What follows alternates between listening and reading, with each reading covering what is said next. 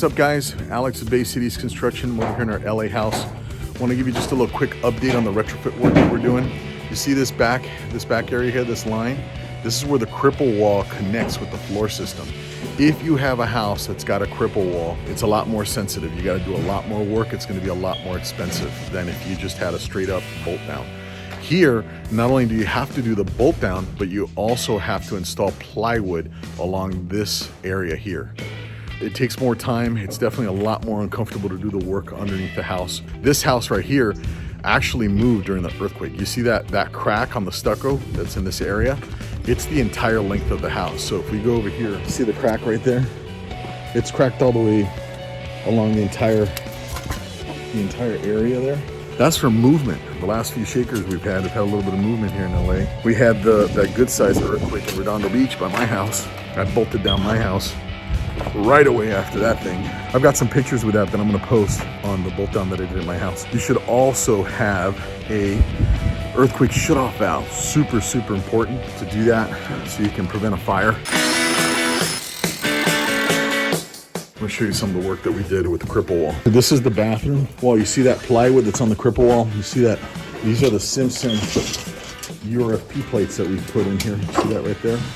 And there are these little plates. Sorry, there's a bit of debris because we're working in here. We did that first.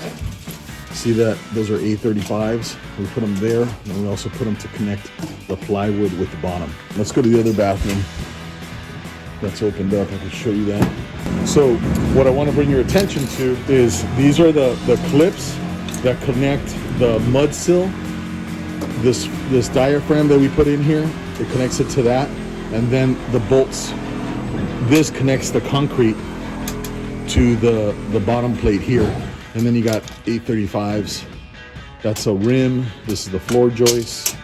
And we got 835s pretty much every foot on center, and we got those on the middle of the rim on each one. We probably have to do a little bit more work under here, but it's pretty much 99% done.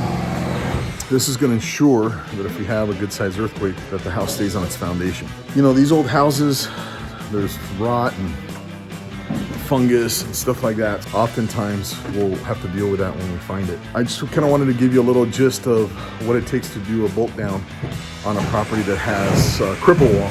And I'd be curious to see your questions. If you have any, go ahead and post them in the comments below. We'll be posting more videos on this job as we progress. We're doing the framing right now. We're getting ready for windows.